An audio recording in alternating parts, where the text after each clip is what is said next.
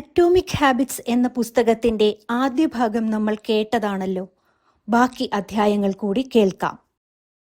അധ്യായം 11. മോശം ശീലങ്ങളെ സന്തോഷകരമല്ലാതാക്കുക. Make it അൺസാറ്റിസ്ഫൈയിങ്. നമ്മൾ സമൂഹത്തിന്റെ അംഗീകാരത്തെ വളരെയധികം വിലമതിക്കുന്നവരാണ് എന്ന് നമ്മൾ നേരത്തെ തന്നെ ചർച്ച ചെയ്തല്ലോ. അതിനാൽ മറ്റുള്ളവരുടെ മുന്നിൽ നമ്മൾ എടുക്കുന്ന വാഗ്ദാനങ്ങളും തീരുമാനങ്ങളും കൂടുതൽ ശക്തമാണ്. മിക്കപ്പോഴും നമ്മൾ സ്വയം നൽകുന്ന വാഗ്ദാനങ്ങൾ ലംഘിക്കാനിടയുണ്ട്. പക്ഷെ മറ്റുള്ളവരോട് പറഞ്ഞ വാക്ക് തെറ്റിക്കാൻ നമ്മളൊന്ന് മടിക്കും. ഈ സൈക്കോളജി നമുക്ക് ജീവിത വിജയത്തിനായി ഉപയോഗിക്കാം. ഉത്തരവാദിത്ത പങ്കാളി, അക്കൗണ്ടബിലിറ്റി പാർട്ട്ണർ.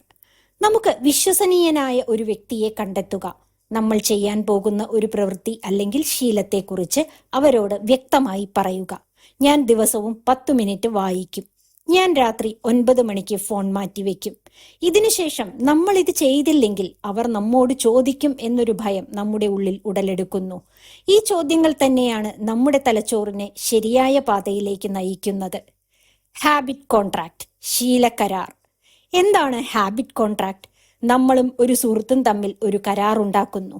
ഞാൻ ഇത് ചെയ്തില്ലെങ്കിൽ 100 രൂപ പിഴ നൽകും. ഇതൊരു നെഗറ്റീവ് റിവാർഡ് സിസ്റ്റമാണ്. തലച്ചോറിന് ഇത് ഒട്ടും ഇഷ്ടമല്ല. അതുകൊണ്ട് ആ ശീലം തെറ്റിക്കാതിരിക്കാൻ നമ്മൾ ശ്രമിക്കും. പെയിൻഫുൾ കോൺസിക്വൻസസ്, വേദനയുടെ ശക്തി. ഈ ലോകത്തിൽ നമ്മളെ ഏറ്റവും ശക്തമായി നിയന്ത്രിക്കുന്നത് സന്തോഷത്തേക്കാൾ വേദനകളാണ്. നമ്മൾ സന്തോഷങ്ങൾ നേടാൻ ശ്രമിക്കും, പക്ഷെ അതിലധികം പരിശ്രമിക്കുന്നത് വേദനകളും വിഷമങ്ങളും ഒഴിവാക്കാനാണ്. അതുകൊണ്ട് തന്നെ വേദനകൾ ഒഴിവാക്കാനും സന്തോഷം ഉണ്ടാക്കാനും വേണ്ട കാര്യങ്ങൾക്കായി പരിശ്രമിക്കാൻ നാം തന്നെ മുൻകൈയെടുക്കുന്നു. Honesty over comfort. യഥാർത്ഥ വളർച്ച ആശ്വാസത്തിൽ നിന്നല്ല ഉണ്ടാകുന്നത്, വിശ്വസ്തതയിൽ നിന്നാണ്. ഒരു സുഹൃത്ത് നമ്മെ ചോദ്യം ചെയ്യുമ്പോൾ നമുക്ക് അവരോട് ഉത്തരം പറയേണ്ട ബാധ്യത ഉണ്ടാകുമ്പോൾ ആ നാണക്കേടാണ് നമ്മളെ ശക്തിപ്പെടുത്തുന്നത്. Cultural pressure as A tool. Cultural pressure as A tool. സമൂഹത്തിന്റെ സമ്മർദ്ദം നമുക്ക് ഉപയോഗിക്കാം. സാധാരണ സമൂഹം നൽകുന്ന സമ്മർദ്ദങ്ങൾ നമ്മെ ദുർബലപ്പെടുത്തുകയാണ് പതിവ്. പക്ഷേ നമുക്കതിനെ തന്ത്രപരമായി ഉപയോഗിക്കാം. നമ്മൾ പൊതുവായി എല്ലാവർക്കും മുന്നിൽ ഒരു ലക്ഷ്യം പ്രഖ്യാപിച്ചാൽ, സോഷ്യൽ മീഡിയയിൽ പോസ്റ്റ് ചെയ്താൽ, സുഹൃത്തുക്കളോട് തുറന്നു പറഞ്ഞാൽ നമ്മൾ നമുക്ക് തന്നെ ഒരു തടവറ പണിയുകയാണ്. പക്ഷേ അത് നല്ലതിലേക്കാണ്. Self love, not self punishment. ഇവിടെ ശിക്ഷ എന്നത് നമ്മളോട് തന്നെയുള്ള വിദ്വേഷത്തിനല്ല, സ്വയം സ്നേഹിക്കാനാണ്. ഞാൻ മോശമാണ് എന്ന ചിന്ത മാറി ഞാൻ എൻ്റെ ജീവിതം ഗൗരവമായി എടുത്തിരിക്കുന്നു എന്ന ചിന്തയിലേക്ക് നമ്മൾ മാറുന്നു. ശീലങ്ങൾ മുടക്കിയാൽ സങ്കടവും നിരാശയും ഉണ്ടാകണം. പൊതുസമൂഹത്തോട് ഉത്തരവാദിത്തമുണ്ടാകണം. ജീവിതം കുറച്ചുകൂടി ഗൗരവമുള്ളതായി കാണണം. അധ്യായം 12. കാണാനാകാത്ത പുരോഗതി. നമ്മൾ പലപ്പോഴും കഠിനമായി പരിശ്രമിക്കും, പക്ഷേ ഫലങ്ങൾ കാണില്ല. പലരും ഇവിടെ വെച്ചാണ് നിർത്തുന്നത്. നിരാശരായി പരിശ്രമം ഉപേക്ഷിക്കുന്നു. പക്ഷെ പുരോഗതി നമുക്ക് കാണാൻ പറ്റാത്ത രീതിയിൽ നടക്കുകയായിരിക്കും. ഒരു ഐസ് ക്യൂബിന്റെ ഉദാഹരണം നോക്കാം. ഒരു മുറിയിൽ -5 ഡിഗ്രി സെൽഷ്യസ് തണുപ്പാണ് എന്ന് കരുതുക. നിങ്ങൾ മുറി ചൂടാക്കാൻ തുടങ്ങുന്നു. -4 ഡിഗ്രി സെൽഷ്യസിൽ ഒന്നും സംഭവിക്കുന്നില്ല. -2 ഡിഗ്രി സെൽഷ്യസിൽ ഒന്നും സംഭവിക്കുന്നില്ല. 0 ഡിഗ്രി സെൽഷ്യസിലും ഒന്നും സംഭവിക്കുന്നില്ല. എന്നാൽ +1 ഡിഗ്രി സെൽഷ്യസിൽ ഐസ് ഉരുകാൻ തുടങ്ങുന്നു. അപ്പോൾ ചോദ്യം ഇതാണ്, ഉരുകൽ എപ്പോഴാണ് തുടങ്ങിയത്? പലർക്കും തോന്നും +1 ഡിഗ്രി സെൽഷ്യസ് വന്നപ്പോഴാണ് ഉരുകൽ തുടങ്ങിയതെന്ന്. അത് സത്യവുമാണ്. പക്ഷേ ഉരുകലിനു വേണ്ട മുന്നൊരുക്കങ്ങൾ നേരത്തെ, അതായത് -5 ഡിഗ്രി സെൽഷ്യസ് മുതൽ 0 ഡിഗ്രി സെൽഷ്യസ് വരെ ഉള്ള ആ സമയത്ത് തന്നെ ആരംഭിച്ചിരുന്നു. അതുപോലെ തന്നെയാണ് നമ്മുടെ ശീലങ്ങളും. ഫലം കാണാൻ ചിലപ്പോൾ സമയമെടുക്കും. നിരാശയുടെ താഴ്വര, വാലി ഓഫ് ഡിസപ്പോയിന്റ്മെന്റ്. നമ്മുടെ പ്രതീക്ഷയുടെ ഗ്രാഫ് തുടക്കത്തിൽ താഴേക്ക് പോകുന്നു. കാരണം നമ്മൾ ചെയ്യുന്ന പരിശ്രമത്തെക്കാൾ ഫലം വളരെ കുറവായി തോന്നും. ഇതാണ് ആളുകൾ പരിശ്രമം ഉപേക്ഷിക്കുന്ന ഘട്ടം. പക്ഷേ നയപരമായും കൃത്യതയോടെയും ചിന്തിക്കുന്നവർ ശ്രമം ഉപേക്ഷിക്കില്ല. എൻ്റെ ജീവിതം മാറുന്നില്ല, ഇത്രയും ചെയ്തിട്ടും ഒന്നും ലഭിച്ചില്ല എന്ന തോന്നൽ വന്നേക്കാം. ഈ അധ്യായം പഠിപ്പിക്കുന്ന ഒരു വലിയ സത്യം അതാണ്. നമ്മൾ ഇന്ന് ചെയ്യുന്ന പ്രവൃത്തിയുടെ ഫലം ഉടൻ കാണണമെന്നില്ല. ഇന്നത്തെ നമ്മുടെ പഠനത്തിന്റെ ഫലം വർഷങ്ങൾക്കു ശേഷം നമുക്ക് മുന്നിൽ അവസരങ്ങളായി വരുന്നു. ഇന്നത്തെ നമ്മുടെ ആരോഗ്യശീലം മാസങ്ങൾക്കു ശേഷം നമ്മളുടെ ശരീരത്തിൽ മാറ്റങ്ങൾ ഉണ്ടാക്കുന്നു. വിജയം വൈകിയായിരിക്കും, പക്ഷേ അത് ലഭിക്കാതിരിക്കില്ല. നമ്മൾ മാറ്റത്തിന്റെ പാതയിലാണെന്ന് ഓർക്കുക. ഇത് വളർച്ചയുടെ സ്വാഭാവിക ഘട്ടമാണ്. ഫലത്തെയല്ല, അതിലേക്കുള്ള വഴിയെയാണ് നമ്മൾ വിശ്വസിക്കുന്നത്. ചെയ്യുന്ന കാര്യങ്ങളിൽ സന്തോഷം കണ്ടെത്തുക. ഉദാഹരണം, ജിമ്മിൽ പോകുന്നതിൽ സന്തോഷം, പഠിക്കുന്നതിൽ സന്തോഷം, ഇവയെല്ലാം ചെയ്യുമ്പോഴുണ്ടാകുന്ന ചെറു പുരോഗതിയിൽ സന്തോഷം. ഇതിന്റെ എല്ലാം ഫലം സ്വാഭാവികമായി വരും. താരതമ്യം വളരെ അപകടമാണ്. സോഷ്യൽ മീഡിയയുടെ ഈ കാലത്ത് മറ്റുള്ളവരുടെ ജീവിതം നോക്കി നമ്മൾ നമ്മളെ വിലയിരുത്തും, നിരാശരാകും. നമ്മൾ സൃഷ്ടിച്ച പാതയിൽ നമ്മളായി നടക്കുക.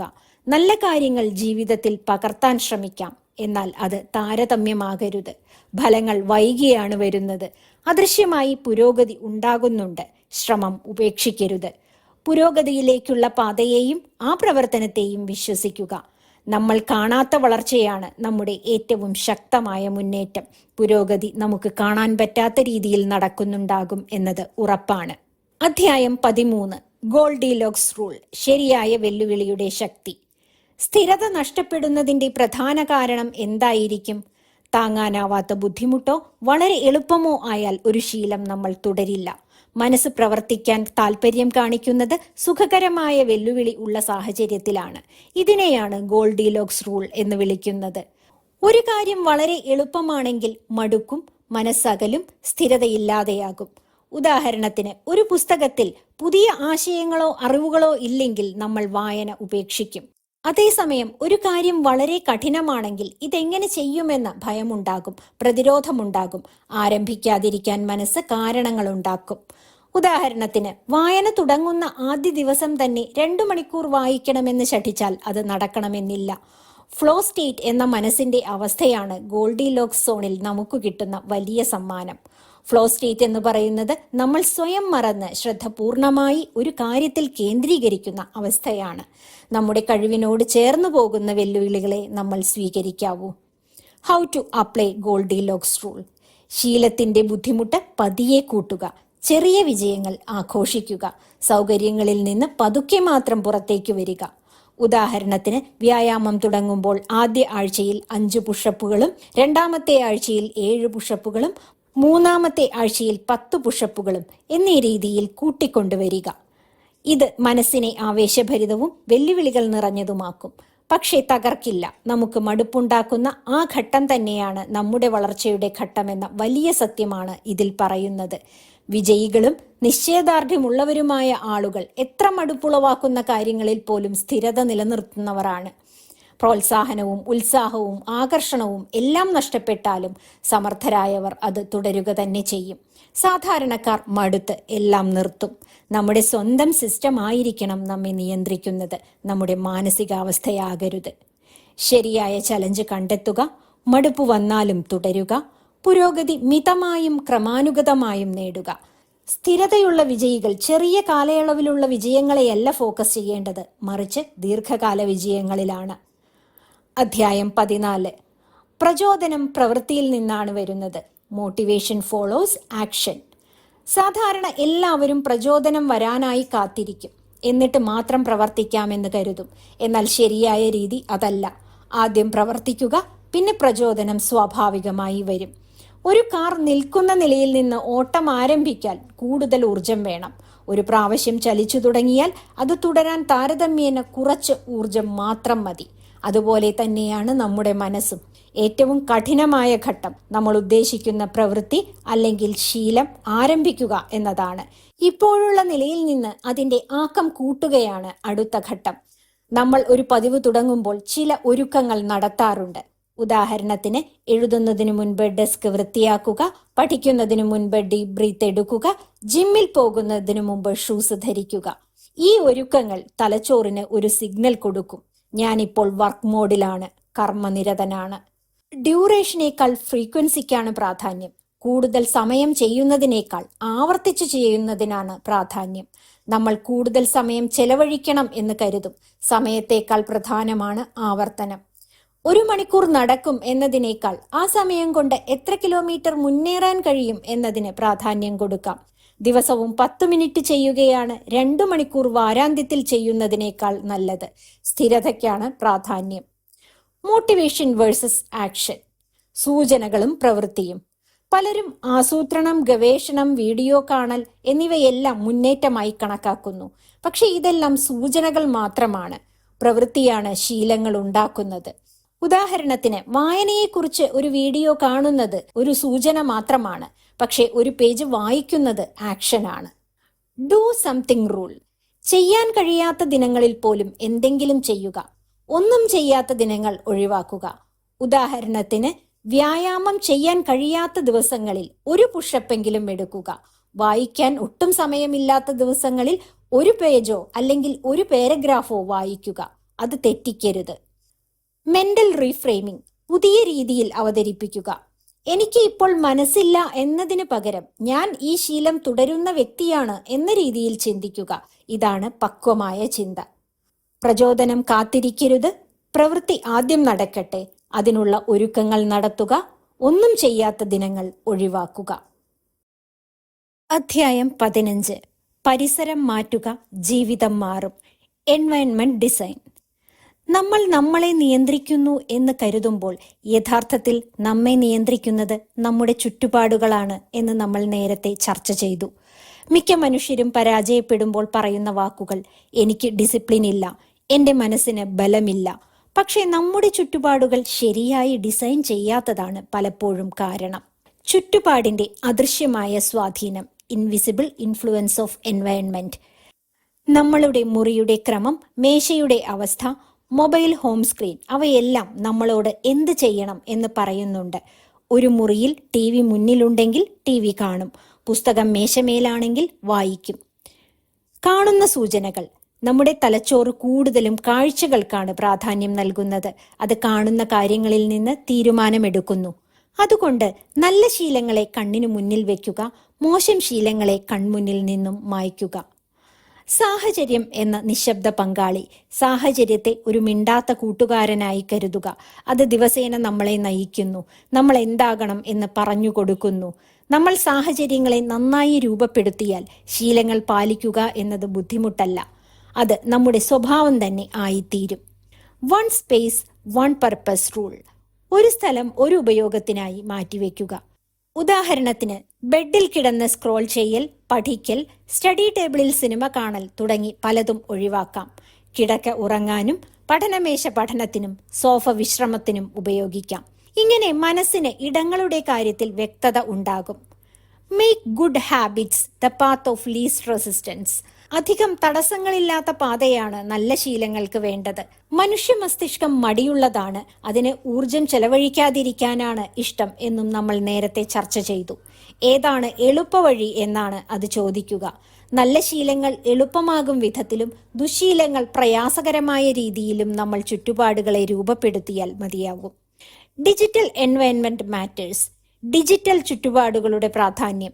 ഇന്നത്തെ ലോകത്തിൽ നമ്മുടെ പരിസരം ഫിസിക്കൽ അഥവാ ഭൗതികം മാത്രമല്ലല്ലോ. ഫോൺ, ലാപ്ടോപ്പ്, ആപ്പുകൾ, നോട്ടിഫിക്കേഷനുകൾ ഇവ നിലനിൽക്കുന്ന പരിസരവും നമ്മൾ ശ്രദ്ധിക്കണം. നമ്മുടെ ഹോം സ്ക്രീനിൽ എന്ത് കാണുന്നുവോ അത് തന്നെ നമുക്ക് പ്രേരണയാണ്. ആസക്തിക്ക് കാരണമാകുന്നതും നമ്മുടെ ഏകാഗ്രത നശിപ്പിക്കുന്നതുമായ ആപ്പുകളുടെ ഷോർട്ട് കട്ടുകൾ ഒഴിവാക്കുക. പകരം നല്ല ശീലങ്ങൾക്കും ലക്ഷ്യങ്ങൾക്കും വായനയ്ക്കുമൊക്കെ പ്രാധാന്യം നൽകുന്ന ആപ്പുകൾ ഉൾപ്പെടുത്തുക. അതുകൊണ്ട് സാഹചര്യങ്ങൾ അനുകൂലമായാൽ ജീവിതം നേർവഴിക്കാകും. നമ്മുടെ പരിസരവും സാഹചര്യങ്ങളും നമ്മെ രൂപപ്പെടുത്തുന്നു. ദുശീലങ്ങളിലേക്കുള്ള സൂചനകൾ കൺമുന്നിൽ നിന്നും മാറ്റുക. ഒരു സ്ഥലം ഒരു കാര്യത്തിനായി മാത്രം ഉപയോഗിക്കുക. ഡിജിറ്റൽ സ്പേസ് കൂടി ഇതുപോലെ രൂപപ്പെടുത്തുക. അധ്യായം 16. തിരിച്ചറിവിലൂടെ ഉണ്ടാകുന്ന ശീലങ്ങൾ, ഐഡന്റിറ്റി ബേസ്ഡ് ഹാബിറ്റ്സ്. നമ്മൾ എന്തു ചെയ്യുന്നു എന്നതിലുപരി നമ്മൾ ആരായി മാറുന്നു എന്നതാണ് യഥാർത്ഥ വിജയം. മിക്ക ആളുകളും ശീലങ്ങളെ ടാസ്കായി കാണുന്നു. പക്ഷെ ഈ അധ്യായം പഠിപ്പിക്കുന്നത് ശീലങ്ങൾ നമ്മുടെ വ്യക്തിത്വത്തെ രൂപീകരിക്കുന്നു. നമ്മൾ എന്താണോ ചെയ്യുന്നത് അതാണ് നമ്മൾ. നമ്മൾ ദിവസേന ചെയ്യുന്ന ചെറിയ പ്രവർത്തനങ്ങൾ നമ്മുടെ ഭാവി സ്വഭാവത്തിന്റെ തെളിവുകളാണ്. ഉദാഹരണത്തിന്, ദിവസേന 10 മിനിറ്റ് നമ്മൾ വായിച്ചാൽ നമ്മളെ വായനാശീലമുള്ള വ്യക്തിയായി തലച്ചോറ് രേഖപ്പെടുത്തും. നമ്മൾ ദിവസേന വ്യായാമം ചെയ്താൽ നമ്മൾ ആരോഗ്യമുള്ള ആളാണ് എന്ന വ്യക്തിത്വം വളരും. ഇത് മായാജാലമൊന്നുമല്ല, ഇതൊരു മനഃശാസ്ത്രമാണ്. മാറ്റത്തിന്റെ ശരിയായ ദിശ. ഫലം മാത്രം നോക്കുക. എനിക്ക് ഭാരം കുറയ്ക്കണം. ഡയറ്റ് ചെയ്യുക എന്നതാണ് അതിൻ്റെ പ്രോസസ്സ്. ഇവിടെ ശക്തമായത് നമ്മുടെ വ്യക്തിത്വമാണ്. ഞാൻ ആരോഗ്യത്തിന് പ്രാധാന്യം നൽകുന്ന വ്യക്തിയാണ് എന്നതാണ് ഇവിടത്തെ നമ്മുടെ ഐഡന്റിറ്റി. ഐഡന്റിറ്റി മാറിയാൽ പ്രോസസ് സ്വാഭാവികമായി വരും. Votes for your new self. നിങ്ങളുടെ പുതിയ സ്വഭാവത്തിന് വോട്ടുകൾ രേഖപ്പെടുത്താം. ഇതും നമ്മൾ നേരത്തെ ചർച്ച ചെയ്തതാണ്. നമ്മൾ ചെയ്യുന്ന ഓരോ നല്ല ശീലവും നമ്മുടെ പുതിയ സ്വഭാവത്തിന് ഒരു വോട്ടാണ്. ഒറ്റ വോട്ട് കൊണ്ട് ഇലക്ഷൻ ജയിക്കില്ല. പക്ഷേ 100 വോട്ടുകൾ ലഭിച്ചാലോ? അതുപോലെ തന്നെയാണ് വ്യക്തിത്വമാറ്റം. ഒരിക്കൽ തെറ്റിയാൽ നമ്മൾ പഴയ ആളാവും. പക്ഷേ തുടർച്ചയായി ശരിയായ വോട്ടുകൾ കൊടുത്താലോ? നമ്മൾ സ്വയം മാറും. നമ്മുടെ പ്രവർത്തനങ്ങളെയാണ് തലച്ചോറ് വിശ്വസിക്കുന്നത്. ഇല്ലാത്ത കാര്യങ്ങളിലും നാട്യങ്ങളിലും അതിന് വിശ്വാസമില്ല. Pride in process. പ്രവൃത്തിയിലുള്ള അഭിമാനം. റിസൾട്ട് നേടുന്നതിൽ മാത്രമല്ല അഭിമാനം വേണ്ടത്, പ്രോസസ് തുടരുന്നതിലും അഭിമാനം വേണം. Identity shapes behaviour. വ്യക്തിത്വമാണ് സ്വഭാവം രൂപീകരിക്കുന്നത്. പലർക്കും തോന്നും ഞാൻ ലേസിയാണ്, എനിക്കിതൊന്നും പറ്റില്ല. അതല്ല സത്യം. നമ്മൾ നമ്മളോട് തന്നെ പറഞ്ഞ ഒരു കള്ളമാണത്. പുതിയ ഒരു കഥ എഴുതുക. ഞാൻ വളരാൻ ശ്രമിക്കുന്ന വ്യക്തിയാണ്, ഞാൻ ഡിസിപ്ലിൻ പഠിക്കുന്ന വ്യക്തിയാണ്, ഡിസിപ്ലിൻഡ് ആകാൻ ആഗ്രഹിക്കുന്നു. പിന്നെ നമ്മുടെ ശീലങ്ങൾ ഈ കഥയുമായി മാച്ച് ചെയ്യാൻ തുടങ്ങും. ശീലങ്ങൾ വ്യക്തിത്വം രൂപീകരിക്കുന്നു. ചെറിയ പ്രവർത്തനങ്ങളാണ് ഭാവിയിലുള്ള നമ്മളെ രൂപപ്പെടുത്തുന്നത്. നമ്മൾ എന്താണ് എന്ന ചോദ്യം സ്വയം ചോദിക്കേണ്ടതുണ്ട്. സ്വയം തെളിവുകൾ നൽകിക്കൊണ്ട് വ്യക്തിത്വം രൂപീകരിക്കണം. നമ്മുടെ ശീലങ്ങൾ മാറ്റിയാൽ നമ്മുടെ ജീവിതമല്ല മാറുന്നത്, നമ്മൾ തന്നെയാണ്. അധ്യായം 17. സ്വയം പരിശോധനയും അവലോകനവും. Review and reflect. ശീലങ്ങൾ ഉണ്ടാക്കുക മാത്രമല്ല, അവയെ നിരന്തരം വിലയിരുത്തുകയും തിരുത്തുകയും ചെയ്യുന്നതാണ് യഥാർത്ഥ വളർച്ച. പലരും ശീലങ്ങൾ തുടങ്ങും, പക്ഷേ അത് നേർവഴിക്കാണോ നമ്മെ നയിക്കുന്നത് എന്ന് ആരും ചിന്തിക്കില്ല. പരിശോധനയുടെ ശക്തി. നമ്മൾ ദിവസേന തിരക്കിലാണ്, പലതും ചെയ്തുകൊണ്ടിരിക്കുന്നു, ഓടിക്കൊണ്ടിരിക്കുന്നു. പക്ഷേ ആരും ചെയ്യുന്ന കാര്യങ്ങളെക്കുറിച്ച് ആഴത്തിൽ ചിന്തിക്കാറില്ല. സ്വയം പരിശോധിച്ചാൽ നമുക്ക് നമ്മുടെ തെറ്റുകൾ മനസ്സിലാക്കാൻ കഴിയും. നമ്മുടെ ശക്തികൾ ബോധ്യമാകും. തിരക്കിട്ട് ഒരുപാട് പ്രവൃത്തികൾ ചെയ്യുമ്പോഴല്ല, കാര്യക്ഷമമായി ചെയ്യുമ്പോഴാണ് വിജയം നേടാനാകുന്നത് എന്ന് നമുക്ക് മനസ്സിലാകും. അന്ധമായ ആവർത്തനത്തിന്റെ അപകടം. ഒരേ കാര്യം ദിവസങ്ങളോളം ആവർത്തിക്കുന്നത് വളർച്ചയല്ല, അതിൽ നിന്നും പഠിച്ച് മെച്ചപ്പെടുന്നതാണ് വളർച്ച. ഞാനിത് ചെയ്യുന്നുണ്ടോ എന്ന ചോദ്യം മാത്രം പോരാ. ഞാനിത് ശരിയായി ചെയ്യുന്നുണ്ടോ? ഇത് കൃത്യമായി പ്രവർത്തിക്കുന്നുണ്ടോ? ഇതിൽ പുരോഗതിയുണ്ടോ എന്നെല്ലാം സ്വയം ചോദിക്കണം. ആഴ്ച തോറുമുള്ള അവലോകനം. ആഴ്ചയിൽ ഒരിക്കൽ സ്വയം ചോദിക്കുക, ഈ ആഴ്ച നമ്മൾ എന്തെല്ലാം കൃത്യമായി ചെയ്തു? എന്തൊക്കെ എനിക്ക് ചെയ്യാൻ കഴിഞ്ഞില്ല? എന്തൊക്കെ മാറ്റങ്ങൾ വരുത്തേണ്ടതുണ്ട്? ഇത് സ്വയം വിമർശനമല്ല, സ്വയം മെച്ചപ്പെടുത്തലാണ്. വ്യക്തിത്വം എന്ന കുരുക്ക്. നമ്മൾ ഒരിക്കൽ ഒരു വ്യക്തിത്വം സ്വീകരിച്ചാൽ നമ്മൾ അതിൽ കുരുങ്ങിപ്പോകും. ഞാനൊരു ടോപ്പറാണ് എന്ന തോന്നൽ എനിക്ക് വന്നാൽ പിന്നീട് ഞാൻ മറ്റൊരാളോട് സഹായം ചോദിക്കാൻ മടിക്കുന്നു. ഞാൻ ഡിസിപ്ലിൻഡ് ആണ് എന്ന് തോന്നിയാൽ പിന്നീട് മാറ്റമുള്ള സാഹചര്യങ്ങൾ സ്വീകരിക്കാൻ മടി കാണിക്കുന്നു. ഇത്തരം ഐഡന്റിറ്റി ഒരു തടവറയാകരുത്, അത് ഒരു പ്ലാറ്റ്ഫോം ആകണം. യഥാർത്ഥ വളർച്ചയ്ക്ക് വേണ്ടത് വിനയം, തുറന്ന മനസ്സ്, എനിക്കിനിയും പഠിക്കാനുണ്ട് എന്ന ആറ്റിറ്റ്യൂഡൊക്കെയാണ്. ഉന്നതരും വിജയികളുമായ വ്യക്തികൾ ബിഗിനേഴ്സാണ്, പക്ഷേ അവർ കൂടുതൽ നല്ല ലേണേഴ്സാണ്. പൂർണ്ണതയല്ല, പുരോഗതിയാണ് ആവശ്യം. ചെറിയൊരു പുരോഗതിയും ശ്രദ്ധിക്കുക. ഒരു പേജ് കൂടുതൽ വായിച്ചാലോ, 1 മിനിറ്റ് കൂടുതൽ വ്യായാമം ചെയ്താലോ, ഒരു ദിവസം കൂടുതൽ കൺസിസ്റ്റന്റായി ജോലി ചെയ്താലോ അത് ഒരു മുന്നേറ്റമാണ്. ശീലങ്ങൾ നിർമ്മിച്ചാൽ മാത്രം പോരാ, അവയെ നിരന്തരം അവലോകനം ചെയ്യുക കൂടി വേണം. അന്ധമായ ആവർത്തനം ഒഴിവാക്കണം. ആഴ്ചതോറും സ്വയം പരിശോധിക്കുന്ന ശീലം ഉണ്ടാക്കുക. ഒരു പ്രത്യേക വ്യക്തിത്വത്തിൽ കുരുങ്ങിപ്പോയാൽ സ്വയം മുന്നേറാനുള്ള സാധ്യത കുറവാണ്. അധ്യായം 18. ജീവിതകാലം നിലനിൽക്കുന്ന ശീലങ്ങൾ. യഥാർത്ഥ വിജയം ഒറ്റ ദിവസം കൊണ്ട് നേടുന്ന ഒന്നല്ല, അത് ജീവിതകാലം നീണ്ടു നിൽക്കുന്ന ഒരു പ്രക്രിയയാണ്. പലരും ലക്ഷ്യങ്ങൾ നിശ്ചയിക്കുന്നു. ഈ വർഷം ശരീരം ഫിറ്റാക്കണം, ഈ മാസം പഠനം തീർക്കണം. എന്നാൽ ഒരു ലക്ഷ്യം കൈവരിച്ചാൽ അവിടെ നമുക്ക് യാത്ര അവസാനിപ്പിക്കാൻ തോന്നും. ലക്ഷ്യത്തിലെത്തിയാലും ശീലങ്ങൾ അവസാനിപ്പിക്കരുത് എന്ന കാര്യമാണ് മനസ്സിൽ ഓർക്കേണ്ടത്. ലക്ഷ്യങ്ങളും സിസ്റ്റങ്ങളും. വലിയ വ്യത്യാസം ഇവിടെ വ്യക്തമാക്കുന്നു. ഇവിടെ ലക്ഷ്യം എനിക്ക് 10 കിലോ കുറയ്ക്കണം എന്നതാണ്. എന്നാൽ സിസ്റ്റം എന്താണ്? ഞാൻ ദിവസേന ആരോഗ്യകരമായി ഭക്ഷിക്കും എന്നതാണ്. ലക്ഷ്യങ്ങൾ ഒരു നിമിഷത്തേക്കാണ്, എന്നാൽ സിസ്റ്റം നമ്മുടെ ഒരു ലൈഫ് സ്റ്റൈലാണ്, ജീവിത രീതി. നമ്മൾ ലക്ഷ്യത്തിലെത്തിയാൽ ഒരു സിസ്റ്റം ഇല്ലെങ്കിൽ വീണ്ടും പഴയ അവസ്ഥയിലേക്ക് പോകാൻ ഇടയുണ്ട്. നമ്മൾ എത്ര നേടിയാലും മെച്ചപ്പെടാനുള്ള അവസരങ്ങൾ എന്നും ഉണ്ടാകും. അതാണ് ജീവിതത്തിലെ യഥാർത്ഥ ഗെയിം. പലരും ജീവിതത്തെ പെർഫോമൻസ് ആയി കാണുന്നു. ഞാൻ പെർഫെക്റ്റ് ആയിരിക്കണം, എനിക്ക് പിഴവ് പാടില്ല എന്നൊക്കെയാണ് എല്ലാവരും ചിന്തിക്കുന്നത്. എന്നാൽ ജീവിതം ഒരു പ്രാക്ടീസാണ്. നമ്മൾ പഠിക്കുന്ന ആളുകളാണ്. എല്ലാ ദിവസവും അല്പം മെച്ചപ്പെടുന്നുണ്ട്. ഇതൊക്കെയാണ് നമ്മുടെ വ്യക്തിത്വത്തെ തീരുമാനിക്കുന്നതും മെച്ചപ്പെടുത്തുന്നതും. ഒരു ഐഡന്റിറ്റി ബിൽഡ് ചെയ്യുന്നത് എളുപ്പമല്ല, പക്ഷെ അതിലും ബുദ്ധിമുട്ടുള്ളത് അതിനെ നിലനിർത്തുക എന്നതാണ്. നമ്മൾ ഒരു ഹെൽത്തി പേഴ്സൺ ആയി മാറിയാൽ മാത്രം പോരാ, അത് നിലനിർത്തുകയും വേണം. വ്യക്തിത്വം അവകാശപ്പെട്ടാൽ മാത്രം പോരാ, അത് നിലനിർത്തുകയും വേണം. നമ്മൾ എവിടെ എത്തി എന്നതിൽ മാത്രം സന്തോഷിക്കരുത്, നമ്മൾ എങ്ങനെ മുന്നേറി എന്നതിലും സന്തോഷിക്കണം. ദിവസവുമുള്ള പ്രയത്നവും അച്ചടക്കവും സത്യസന്ധതയുമാണ് ആവശ്യം. മാറ്റത്തിന്റെ യഥാർത്ഥ രഹസ്യം: ചെറുശീലങ്ങൾ, സ്ഥിരത, ചിട്ടയോടെയുള്ള ക്രമീകരണം, വ്യക്തിത്വമാറ്റം, ഇവയാണ് നമ്മുടെ ജീവിതം മാറ്റുന്നത്. ലക്ഷ്യത്തിലെത്തിയാലും ശീലങ്ങൾ നിർത്തരുത്. വിജയത്തിലെത്തിയാലും നല്ല ശീലങ്ങൾക്ക് അവസാനമില്ല. ചിട്ടയോടെ കാര്യങ്ങൾ ചെയ്യുന്നതാണ് ലക്ഷ്യത്തേക്കാൾ പ്രധാനം. ജീവിതകാലം മുഴുവൻ നമ്മൾ മുന്നേറിക്കൊണ്ടിരിക്കണം. നമ്മൾ ഒരിടത്ത് എത്തുക എന്നതല്ല, നമ്മൾ ഓരോ ദിവസവും മെച്ചപ്പെടുന്നു എന്നുള്ളതാണ് പ്രധാനം. അധ്യായം 19: നല്ല ശീലങ്ങൾ സൃഷ്ടിക്കുന്നതിലെ മറുവശം. നല്ല ശീലങ്ങൾ നമ്മെ വിജയത്തിലേക്ക് നയിക്കുമെങ്കിലും അതിൽ നമ്മൾ കുരുങ്ങിപ്പോകാനിടയുണ്ട്. ഒരു ശീലം രൂപപ്പെട്ടാൽ നമ്മൾ ചെയ്യുന്നത് ഓട്ടോ പൈലറ്റ് മോഡിലാണ്. അതായത് ചിന്തിക്കാതെ ചെയ്യുന്നു. മെച്ചപ്പെടുത്തൽ നിൽക്കുന്നു.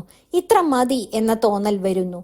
ശീലങ്ങളുടെ ഗുണം: ഊർജം ലാഭിക്കുന്നു, തീരുമാനമെടുക്കാനുള്ള ബുദ്ധിമുട്ട് കുറയ്ക്കുന്നു, സ്ഥിരത നൽകുന്നു. ശീലങ്ങളുടെ ദോഷമോ വളർച്ചയെ തടയുന്നു, പുതിയ വഴികൾ മറക്കുന്നു, തെറ്റുകൾ ശ്രദ്ധിക്കാതെ പോകുന്നു. മുൻപ് പറഞ്ഞ ഒരാശയത്തെ ഇവിടെ ശക്തിപ്പെടുത്തുന്നു. ലക്ഷ്യങ്ങൾ ഒരു ഫലം നേടാനാണ്, സിസ്റ്റങ്ങൾ തുടർച്ചയായ പുരോഗതിക്ക് വേണ്ടിയാണ്. പക്ഷേ സിസ്റ്റങ്ങൾ പോലും ഒരിടത്ത് പഴകാം. അതിനാൽ സിസ്റ്റങ്ങൾ നിരന്തരം പരിശോധിക്കുകയും പുതുക്കുകയും വേണം. ശീലങ്ങൾ നമ്മെ മുന്നോട്ട് കൊണ്ടുപോകണം, പിന്നോട്ട് വലിക്കരുത്. അതിനായി ഇടയ്ക്കിടെ സ്വയം ചോദിക്കുക: ഞാൻ മെച്ചപ്പെടുന്നുണ്ടോ? ഈ ശീലം ഇപ്പോഴും എന്നെ സഹായിക്കുന്നുണ്ടോ? പഴയ ശീലങ്ങളെ അപ്ഡേറ്റ് ചെയ്യുക, പുതിയ വെല്ലുവിളികൾ ചേർക്കുക. തുടക്കത്തിൽ ശീലങ്ങൾ നമ്മെ സഹായിക്കുന്നു, ഇടയ്ക്ക് ശീലങ്ങൾ നിലനിർത്തുന്നു, അവസാനം നമ്മൾ അതിൻ്റെ ഒരു മാസ്റ്റർ ആയി മാറുന്നു. അവിടെ ബോധപൂർവമായ ഒരു പരിശീലനത്തിൻ്റെ ആവശ്യമുണ്ട്. മികച്ച ആളുകൾ ഓട്ടോ പൈലറ്റ് മോഡിലല്ല, ബോധപൂർവമാണ് പ്രവർത്തിക്കുന്നത്. ശീലങ്ങൾ ഒരു ടൂളാണ്, ലക്ഷ്യമല്ല. സ്ഥിരത ആവശ്യമാണ്, പക്ഷേ അവ ബോധപൂർവമാകണം. പുരോഗതിക്ക് സ്വയം വിമർശനവും സ്വയം വിലയിരുത്തലും അത്യാവശ്യമാണ്. ശീലങ്ങൾ നമ്മളെ ഉന്നതിയിലെത്തിക്കണം, എന്നാൽ നമ്മൾ അവയിൽ ലയിച്ചു പോകരുത്. ഇങ്ങനെ ചെറിയ ചെറിയ ശീലങ്ങളിൽ വരുത്തുന്ന മാറ്റങ്ങളും പുരോഗതിയും നമ്മുടെ ജീവിതത്തിലാകമാനം സന്തോഷവും സമാധാനവും അതിലുപരി അഭിവൃദ്ധിയും ഉണ്ടാക്കുമെന്നാണ് ഈ പുസ്തകം നമ്മെ പഠിപ്പിക്കുന്നത്. പുസ്തകം വായിക്കുന്നതിലല്ല, അതിലെ ആശയങ്ങൾ പ്രാവർത്തികമാക്കുന്നതിലാണ് യഥാർത്ഥ പുരോഗതി സംഭവിക്കുന്നത് എന്ന കാര്യം കൂടി നമ്മൾ ഓർക്കേണ്ടതുണ്ട്. ഇതുപോലുള്ള വീഡിയോകൾക്കായി എല്ലാവരും ചാനൽ സബ്സ്ക്രൈബ് ചെയ്യുമല്ലോ. നന്ദി.